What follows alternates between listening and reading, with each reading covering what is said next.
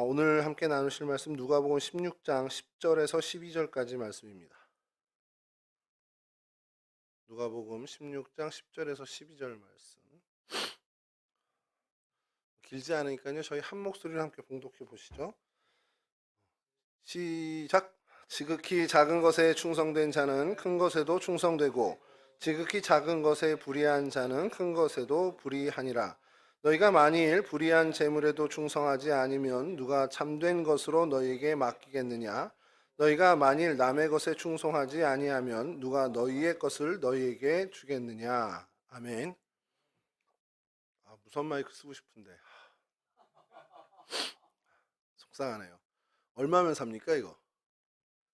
무선 마이크 세트. 네? 얼마 정도요? 얼마? 우리 요 정도 쓸 수 있는 거. 시장 조사 해보세요 한번.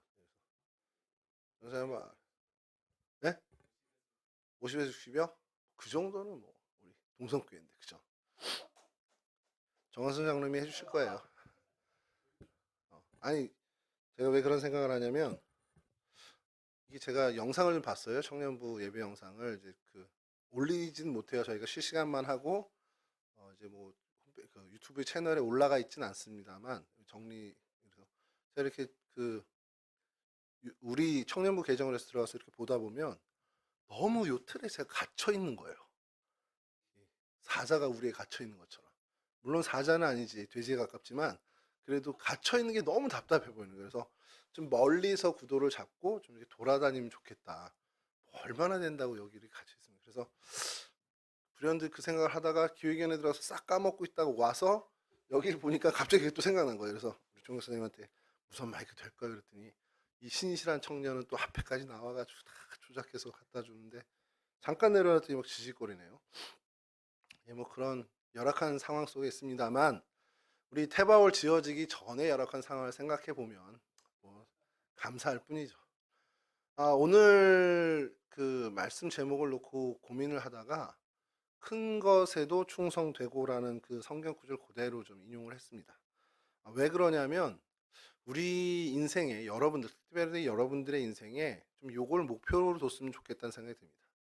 뭐 저는 이미 끝났어요. 뭐 저는 이미 틀렸지. 앞으로 뭐 얼마 남았다고 더 큰 사역을, 더 큰 사명을 생각하고 욕심 부리겠습니다만 여러분들은 여러분들이 꿈꾸는 것보다 조금 더 큰 사명을 좀 감당하는 일을 목표로 뒀으면 좋겠다라는 마음에 오늘 이 말씀을 좀 나누려고 합니다.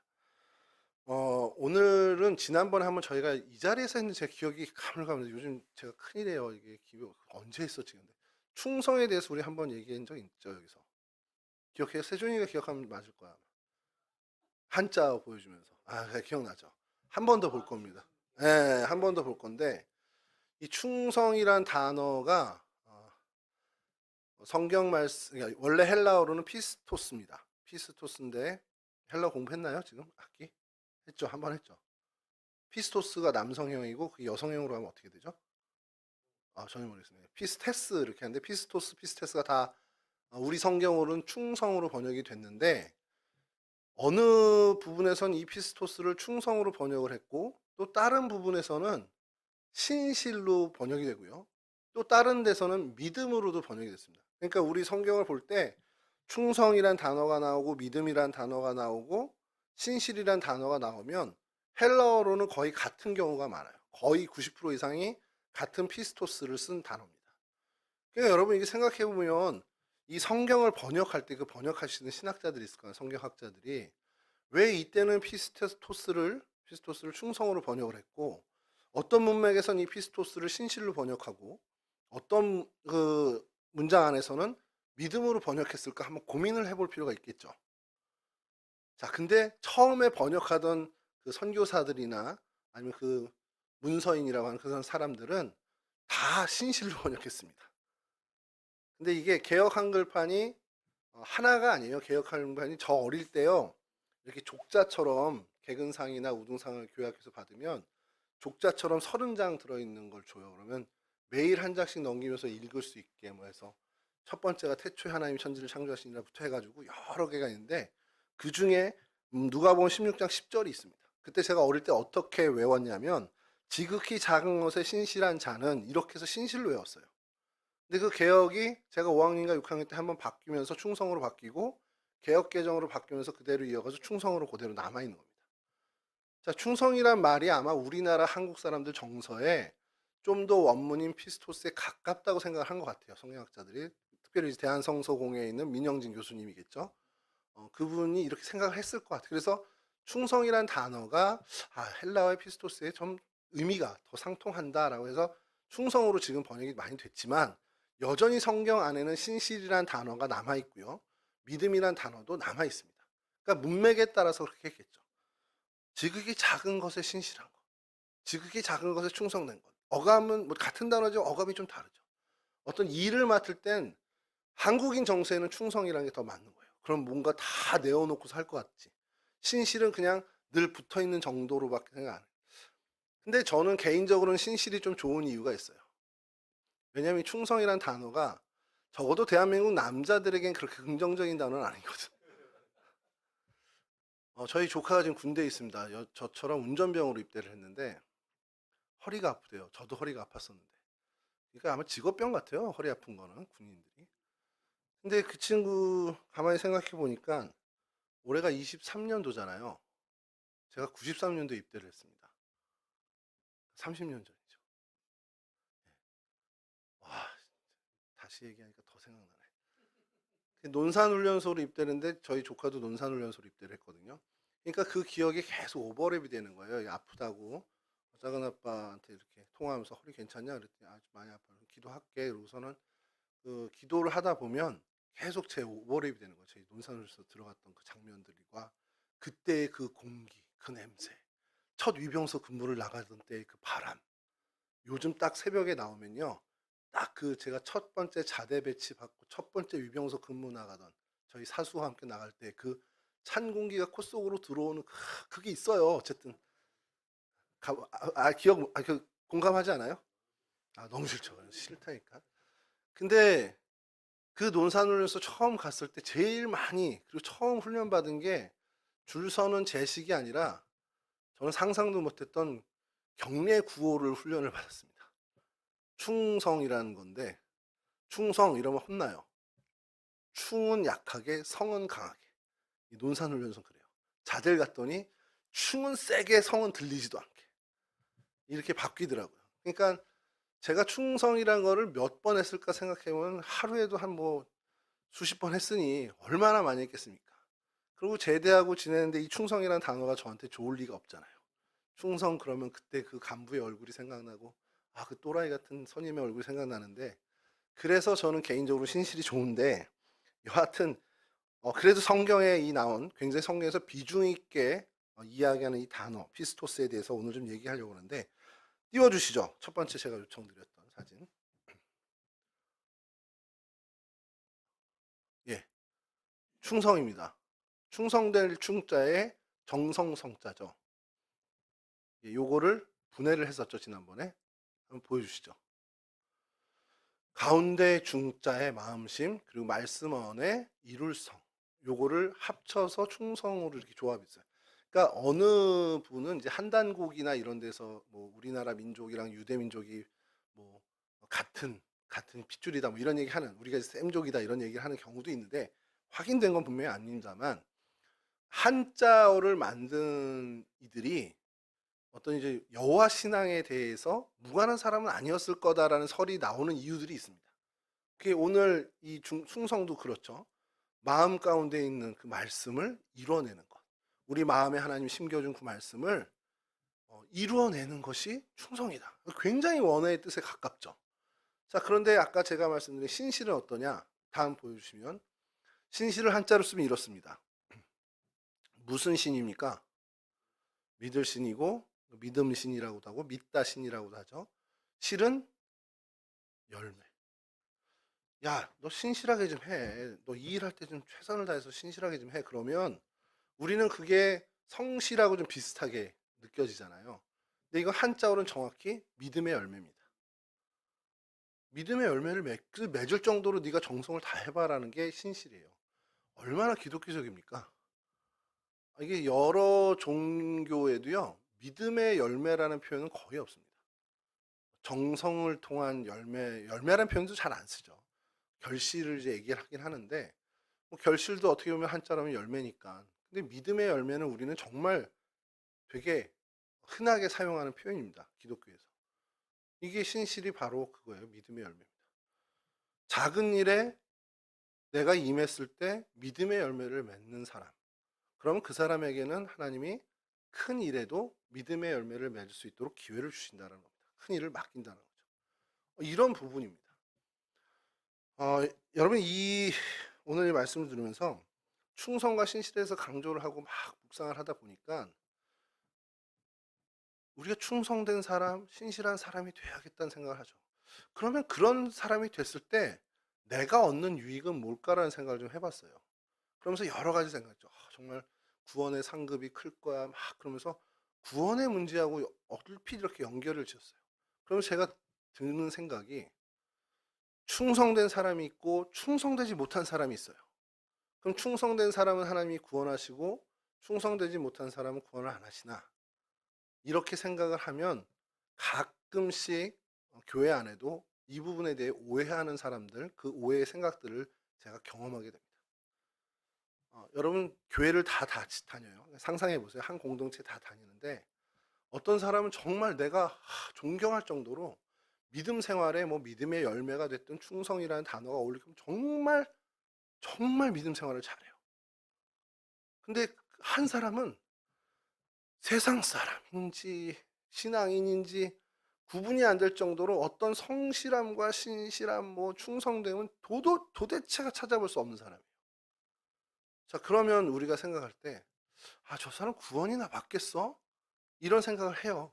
근데 그 생각이 발전하면서, 야, 저렇게 신앙생활하는 건 구원도 못 받아. 이렇게 얘기하는 걸 실제로 듣습니다. 그리고 그 생각에 많은 사람들이 동의해요. 야, 교회만 다녔지 저 사람 뭐 구원이나 받겠어? 이렇게 얘기합니다. 근데 여러분, 이 충성과 이 신실의 문제와 구원의 문제는 전혀 관계가 없습니다. 제가 심지어 어떻게 좀 오해까지 받을 수 있겠지만 제가 뭐라고까지 얘기할 수 있냐면 충성됨이 하나도 없어도 구원받을 수 있습니다. 주님 안에서 여러분의 신실함이 정말 1도 없어도 구원받을 수 있습니다. 한 번도 주님 앞에 내가 뭔가를 땀 흘려서 수고해서 뭔가를 하나님 앞에 해봤다. 이런 경험이 정말 0.01이 없어도 구원받을 수 있습니다. 이렇게 얘기하면 되게 위험하죠. 신실이 없고 충성이 없는 사람도 구원받을 수 있습니다. 이제 신학생인 우리 세준 형제는 학교 가서 이런 얘기, 여기서 얘기가 끝나면 얘기하겠죠. 우리 목사님 좀 이단 같아요. 그래서 왜? 뭐 충성 신실은 하나도 없어도 1도 없어도 구원받을 수 있대요. 뭐 이렇게 얘기할 거란 말이에요. 전혀 문제 없어요? 성경적 근거는. 성경적 근거를 갖고 와보세요. 충성과 신실이 하나도 없어도 구원받을 수 있다. 성경 어디에 써 있습니까? 로마서 어디? 난 본 적이 없는데. 자, 이거 퀴즈 낼게요. 지난번에 우리 성자매님 한번 맞춰가지고 쿠폰 보내드렸죠, 한번. 자, 기회를 드리겠습니다, 여러분. 충성됨. 내가 정말 주님 앞에 한 번도 1도 충성해 본 적이 없던 그 사람이 구원받는 걸 내가 본 적이 있습니다. 내 실생활을 성경에서 본 적이 있습니다. 말해 주시면 제가 퀴즈. 신학생은 이런 데서 자체적으로 빠져줘야 되는 거 아닌가요? 그 커피에 눈이 멀어가지고 맞추겠다고. 자, 있을까요? 이래서 오늘 무선 쓰고 싶었어. 가서 이렇게. 그렇죠. 십자가 한 편의 강도를 생각해 보세요. 평생을 어떻게 살았는지 모릅니다. 그게 설이 두 가지가 있어요. 정말 흉악범이라는 설이 있고 하나는 정말 민족 독립운동을 위해서 애쓴 사람이라는 얘기도 있습니다. 그러니까 어느 게 더 맞는지는 아무 우리가 근거가 없으니까 얘기할 수 없는데 그러니까 둘 다 상상력을 발휘해 보면 독립에 대한 이야기를 했어도 그가 예수를 위해서 그리스도 예수를 위해서 한 번도 1분이라도 정말 헌신되거나 충성되거나 신실한 모습으로 믿음의 열매를 맺은 적이 있으니까 없다라는 거예요. 흉악범이라면 더더욱 없었겠죠. 십자가에 달릴 정도의 흉악범이라면. 자, 근데요, 여러분 성경 신약 적어도 신약에 있어서 이 사람은 구원받은 게 틀림없네라고 할 수 있는 유일한 사람이 이 사람입니다. 딴 사람은 우리가 근거하죠. 주 예수 그리스도를 구주로 고백했고 그러니 당연히 천국 갔겠지라고 우리는 얘기하지만 성경에 사도 바울은 낙원에 이르렀다 이런 표현은 없어요. 베드로가 낙원에 이르렀다 그런 것도 없습니다. 그러나 이 십자가 한 편의 강도는 너 오늘 밤 나와 함께 낙원에 있을 거야. 주님이 직접 얘기해 주셨어요. 그럼 구원이 확실한 거죠. 그 사람은 뭘 했죠? 믿음으로 예수 그리스도를 주로 고백한 것밖에 없습니다. 주님 나를 기억해 주시옵소서. 그거밖에 없어요. 언제 한번 그 사람이 주님을 위해서 땀 흘려 본 적이 있겠습니까? 주님을 위해서 어디 헌금 한번 해봤겠냐고요. 아무것도 없었어요. 그러니까 충성과 신실과 믿음의 열매에 대해서는 정말 무관한 사람임에도 불구하고 그는 구원을 받았습니다. 그렇다면 여러분이 충성의 문제, 믿음의 열매, 신실함은 우리의 구원의 문제와는 관련되어 있는 것이 아니라는 거예요. 결국 이거는 하나님이 우리에게 맡겨주신 사명에 관련된 문제라는 겁니다. 그래서 오늘 그 부분을 얘기를 하는데 이 충성의 논리가요 성경에서 너무 우리한텐 이해되기 어려운 그런 논리를 갖고 있습니다. 상식적이지 않습니다. 그러니까 마음이 되게 불편한 논리를 갖고 있습니다. 무슨 얘기냐면 이 충성에 대한 논리를 가장 잘 표현한 비유가 있는데 달란트 비유예요. 세준이에게 5달란트를 주셨어요. 그리고 종원이에게 하자. 종원아 미안하다. 2달란트를 주셨고 저한테 1달란트를 주셨습니다. 우리 다 내용은 잘 알죠? 세준이가 그 달란트를 정말 열심히 활용하고 잘 써서 5달란트를 또 남겼습니다. 종원이도 그걸 가지고 나가서 그 달란트를 잘 활용해서 2달란트를 또 남겼어요. 그러니까 다 2배 장사를 한 거죠. 주식에 투자한 게 아니라 그걸 가지고 활용을 한 겁니다. 근데 저는 그 1달란트를 가지고 나갔다 괜히 손해볼 것 같고 떡상한 거에 넣었는데 갑자기 다 빠져가지고 거지되면 안 되니까 그냥 금리 제로에다 넣어놓은 거예요. 그 금리 제로가 은행은 금리 제로가 없으니까 금고에다 보관한 거로 치죠. 자, 근데 주님께서 이제 한번 갖고 와봐라 어떻게 썼는지 좀 평가해 보자 했을 때 세준이는 5달란트 주신 거에 제가 5달란트 남겨서 10달란트입니다 하고 돌려드리니까 얼마나 기특하겠습니까? 2배로 늘려왔는데 별로 안 그러세요? 맡겨놨는데 2배로 늘려줬어요. 그럼 얼마나 사람들이 좋아요. 여러분 요즘 신문지상에 나오는 그 전 모시기 그 분이 어떻게 사람들을 끌었냐면 3천만 원을 넣었더니 5천, 6천으로 돌려주는 거예요. 초반에 몇 번을. 그 사람들이 넘어가는 겁니다. 거기에. 그 정도로 여러분 이렇게 복리를 해서 먹는 것이 매력적이에요. 그냥 이성이 다 마비될 정도로 좋아하는 그런 결과라는 거예요. 주인도 좋죠. 나쁘진 않을 거 아니에요. 5달란트 만들었는데 10달란트로 가져왔으니까 이미 얘네들한테 나눠준 건 다 치고도 더 남은 거잖아요. 종원이한테 했더니 종원이도 똑같이 2달란트인데 2달란트에서 4달란트를 갖고 왔네요. 벌써 14달란트예요. 처음에 준 거 몇 달란트예요? 5달란트, 2달란트, 7달란트, 8달란트잖아요. 이 주인 입장에서도 훨씬 더 지금 굉장히 남은 거란 말이에요. 너무 좋죠. 그 기분이 좋은 상태에 저한테 와서 1달란트 어떻게 됐니? 그러니까 내심 2달란트는 나와야 되는 거잖아요. 기대치가 벌써 이렇게 상승시켜 놨으니까. 근데 하나인데요. 꼴랑 하나 주니까 열받는 거예요. 거기까지는 이해가 된다는 거예요, 저는. 자, 근데 그 다음에 주인이 어떻게 했냐? 1달란트 있는 걸 뺏어서 누구 주죠? 10달란트 있는 사람한테 주는 거예요. 이게 성경의 충성의 논리고 신실함의 논리입니다. 사명의 논리가 이래요. 사실은 저희 생각에 선한 주인이라면 우리 상식에 정말 리스펙할 만한 주인이라면 어떻게 해야 됩니까? 화는 나지만 그래? 야 세준아 너 10달란트 있으니까 한 2-3달란트 얘 좀 줘. 얘도 먹고 살아야지. 종원아 너 4달란트니까 너 그냥 1달란트만 얘 줘라. 그래서 어느 정도 맞춰주는 게 우리가 정말 리스펙할 수 있는 주인의 모습이거든요. 그렇게 하면 여러분 얼마나 좋아하겠어요 사람들이. 이 종은 얼마나 은혜입니까 그게. 근데 성경의 사명의 논리, 이 충성의 논리는 전혀 그렇지 않다는 거예요. 1달란트를 뺏어서 많이 가진 10달란트 세준에게 주는 겁니다. 자, 이렇게 되니까 마음이 불편해요. 그리고 정말 바라보는 시간이 편치 않습니다. 근데 우리가 여기서 잘 생각해야 되는 게 다른 얘기로 한번 제가 이거를 치환이라는 표현 잘 모르죠. 다른 얘기를 한번 치환해 보면 어느 청년 하나가 아버지 어머니와 함께 여행을 떠났습니다. 총 가방이 한 6개 있어요. 여행짐 가방이 캐리어 포함해서. 아버지가 2개 들고 엄마가 2개 들고 나도 2개 들고 이제 길을 가요. 뭐 자동차 주차하기도 어려우니까 그냥 공항철도 타고 가자 하고서 간단 말이죠. 엘리베이터가 있지만 어쨌든 그 1시간 이상의 여정을 집에서 출발해서 공항까지 가는 길에 가다 보니 한 30분 가다 보니 어머니가 이 2 가방이 버거운 겁니다. 자, 그 버거워하는 걸 아빠도 보고 아들도 봤습니다. 그럼 어떻게 하는 게 우리의 상식에 맞죠? 예? 아니, 뭐 각자 짐은 각자 드는 거야, 엄마. 엄마를 격려해드려? 아니죠. 아들이라면 2개 다 갖고 오면 제일 좋죠. 근데 사실 나도 4개는 버거울 것 같아. 그럼 어떻게 하죠? 최소한 하나는 내가 갖고 오겠죠. 아버지도 하나 가지고 어머니는 빈몸으로 아버지 3개, 나 3개. 자, 근데 아버지랑 이제 가다 보니까 아버지가 70이야. 나이가. 아버지도 분명히 지칠 거란 말이에요. 그러면 아버지의 지쳐가는 모습을 본 아들은 어떻게 하는 게 상식적인 아들입니까? 예? 어떻게요? 택시! 역시. 근데 철도야, 철도. 이미 철도를 탔어. 공항에서 걸어가는 중이야. 짐을 버려? 죽어도 내가 들겠다는 생각은 안 하는구나. 아버지 1개 저 주세요. 1개 정도는 갖고 올 수 있잖아요, 사실. 5개는 할 수 있지.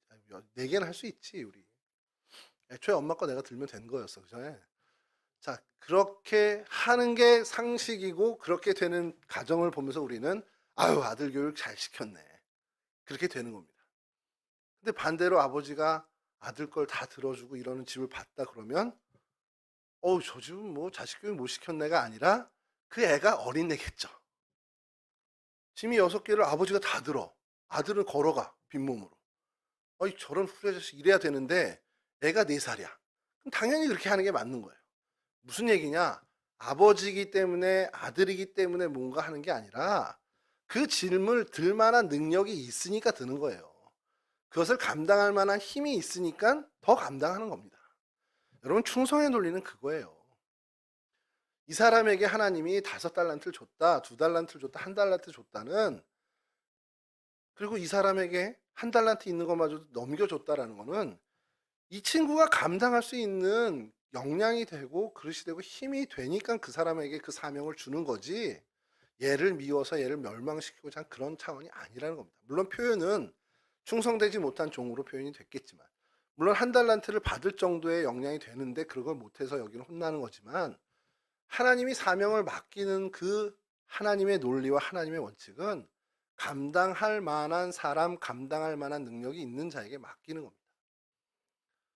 자, 근데 우리는 오해를 해요. 어떤 오해를 하냐면, 세준이한테 5개 줬어? 나는 하나 줬는데? 하나님이 세준이를 더 사랑하나? 이렇게 생각합니다. 전혀 아니에요. 그건 전혀 다른 얘기입니다. 예를 들어보죠. 저희 딸은 기억을 못하겠지만, 제가 저희 딸 초등학교 1학년, 2학년 요쯤에 대전에서 살 때가 있어요. 아들은 초등학교를 다니지 못하고 이제 어린이집을 다닐 때인데, 제가 심부름을 시키면 딸아이한테 시키죠. 컵 좀 갖다 줘, 물 한 잔만 줘, 야, 뭐 좀 갖고 내려와 이러면서 시키죠. 초등학교 2학년한테 시킬 만한 거 시킨 거예요. 제가 나쁜 부모라 막 학대를 한 게 아니라, 초등학교 2학년이 요 정도는 할 수 있지. 요렇게. 우리 강아지 이름이 바닐라였는데 바닐라 목줄 좀 잡고 있어. 이렇게. 초등학교 2학년 잡고 있을 수 있어요. 꼬마 작은 애였어요. 나중에 물론 엄청 큰 애가 됐지만 그때만 해도 작은 애니까. 자, 근데 그걸 보고 있던 5살짜리, 6살이었을 거예요. 6살짜리 동생은 그걸 이렇게 보다가 문득 깨달은 거예요. 아빠가 난 안 시키고 누나만 시키네? 어느 한 날 저한테 조용히 와서 얘기합니다. 누나가 들으면 안 되니까. 아빠, 왜 누나만 시켜? 제가 대답을 못했죠. 그랬더니 아빠 누나만 좋아해. 왜? 이러는 겁니다. 심부름을 시키는 걸 얘는 아빠가 누나를 좋아해서 시키는 걸로 본 거예요. 근데 제가 저희 딸하고 아들을 차별해서 사랑하겠습니까? 옛날엔 그랬어요. 아주 아주 먼 옛날. 근데 그러진 않죠. 요즘 좀 흔들리고 있어요.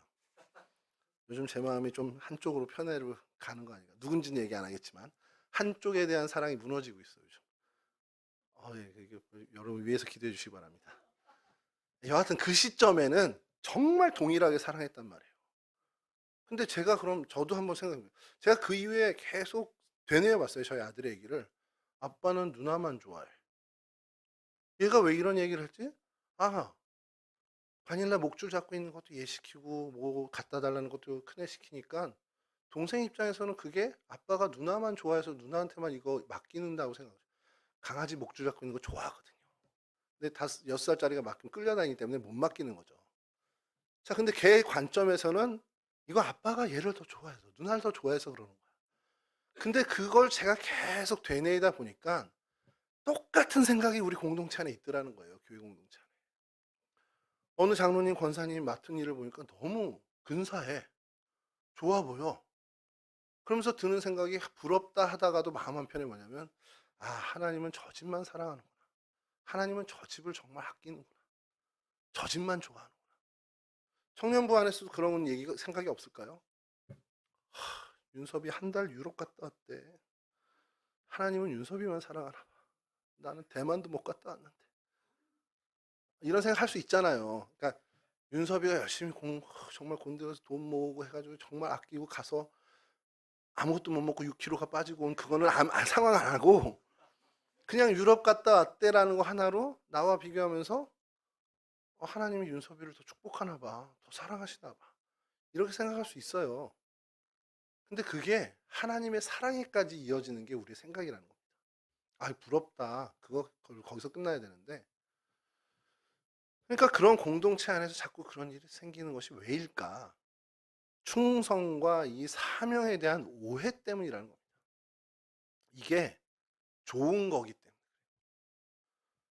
때문에. 여러분 예를 들어서 부유한 소유, 많은 소유를 갖고 있는 사람 부럽죠? 부러워요. 그러기 맞는 거야. 왜냐하면 그 많은 소유가 좋은 걸로 생각을 하거든. 그러면 좋게 이제 딸이 교회 안으로 들어와서 식당 봉사니, 방송실 봉사니, 뭐 이런 모든 봉사의 자리가 너무너무 좋은 자리야. 정말 나도 가고 싶어. 그러면 그 자리에 있는 사람이 부럽겠죠. 부럽습니까, 여러분? 종혁 선생님 저 뒤에서 매번 그 어둡고 캄캄한 곳에서 항상 저 방송실이 요즘이나 좋았지 예전에 에어컨도 안 나가지고 땀 삘삘 흘리면서 했던 자리인데 안 좋아해요. 그러니까 하려는 사람이 없는 거예요. 근데 사명에 대해서 사람들이 볼 때 예를 들어서요, 목회 현장에서 제가 이제 리얼하게 얘기하면 저 목사님은 저 큰 교회를 담임하고 있네? 부러워라. 이렇게 되는 거예요. 그게 좋아 보이는 거거든요.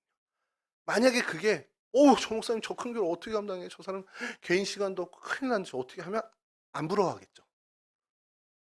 자, 그것이 부럽고 좋은 거면 부럽다 보니까 그게 하나님의 사랑에까지도 막 이어지는 거고 그게 피하고 싶고 십자가고 아우 저건 짐이야 라고 생각한다면 그건 하나도 부러운 게 아니고 하나님의 사랑에까지 이어질 일이 없잖아요. 근데 우리가 오해하는 이 사명과 충성과 신실은 너무 좋은 거야. 다이아몬드 보석 같은 거야. 갖고 있으면 많은 사람들이 나를 주목하고 이렇게 생각하는 겁니다. 근데 실상은 어떤 겁니까? 하나님이 우리에게 맡겨주신 그 사명과 하나님이 맡겨주신 우리의 그 충성에 관한 크고 작은, 오늘 표현된 지극히 작은 것, 큰 것은 우리가 짊어지고 가야 할 짐과 십자가라는 겁니다. 그 관점으로 봐야 된다는 거죠. 그리고 그거를 정확히 봐야 정말 그 사명의 신실함을 갖고 할 수 있는 사람이 되는 겁니다. 그러니까 이 짐과 같은 일, 이 십자가 같은 것 정말 감당하고 싶지 않지만 그것에 신실하면 하나님께서 더 큰 짐, 더 큰 십자가를 주시겠다는 거예요. 그럼 이게 좋은 일입니까? 나쁩니까? 이거 벗어나고 싶어서 어쩔 수 없이 하고 있는데 더 큰 거 준대. 여기서 우리의 시선이 바뀌어야 된다는 거예요. 아, 하나님이 나를 쓰시네? 하나님이 나를 사용하시네? 그게 내 기쁨이 되고 내 은혜가 되고 나에게 정말 영광이 되어야 하는 그러한 믿음으로 우리가 가야 한다는 겁니다. 저는요, 제일 참 어떻게 보면 안타까운 것 중에 하나가 교회 봉사의 현장, 교회 봉사를 정말 열심히 하면서 입에 죽겠다라는 걸 달고 다니는 분이 제일 안타까워요. 주방 봉사 하시면서 제가 우리 동성교회를 왜 좋아하는 이유 중에 하나가 주방 봉사 하시는 전의 교회 대부분은 주방 봉사에 당번이 되잖아요. 막 그러면 얼굴 표정부터 그날 안 좋아. 아침에 오시는데 딱 얼굴 보고 주보 나눠드리려고 딱 얼굴 보잖아요. 아, 저분 오늘 식당 봉사구나. 그게 느껴질 정도야. 근데 제가 동성교회를 되게 좋아하는 우리 공동체가 참 그래도 건강하다고 생각하는 건 주방에서 하시는 분들 얼굴 한번 보세요. 여러분 식당 자주 가지고 국수만 보지 말고 얼굴도 좀 보시면 다 밝습니다. 그리고 그거 억지로 하는 건 없잖아요. 요즘은 다 본인이 이름 써서 해요. 여러분 그게 쉬운 일은 아니잖아요. 사실은 그 시간 정말 한 시간 정도 되는데 그 시간에 들어가서 땀나고 덥고 시끄럽고 한 그런 곳에서 정말 봉사하는 거. 우리 최 집사님 여기 계시지만 방송실 봉사가요. 그냥 잘하면 본전입니다. 아무 일이 안 나면 아무 얘기를 안 하는데 뭐가 하나 잘못되잖아요. 만나는 사람마다 오늘 왜 그랬어? 오늘 뭔 일 있었어? 오늘 뭐 졸았어? 뭐 이런 식으로 하여튼 짜증나는 일이 벌어지는데 그런 것에 대해서 다 기쁨을 갖고 하더라는 겁니다. 그럼 그래서 제가 우리 공동체가 참 건강한 공동체이구나. 적어도 그 부분에 있어서는 건강하구나. 여러분들에게 요즘 되게 고마운 것이 우리 중고등부 교사들 중심이긴 하지만 우리 청년들이 매번 나오면서 꽁짝꽁짝하고 뭐 연습하고 해요. 뭐 말도 안 되는 밴드 만들어 가지고 뭐 연습한다고 녹화한다고 이러는데 클로바였나요? 클루바. 이게 뭐 거꾸로 한 거잖아요. 바라크예요. 바루크가 아니라 모음을 잘못 읽은 것 같아요. 내가 전도사님한테 바락입니다. 바라크인데 그걸 이제 거꾸로 읽어서 왜냐면 왼쪽에서 읽어야 되는데 오른쪽에서 읽었으니까 크루바가 됐겠죠. 자 여하튼 그래도 너무 예. 근데 다 저 하나님의 섭리라고 생각합니다.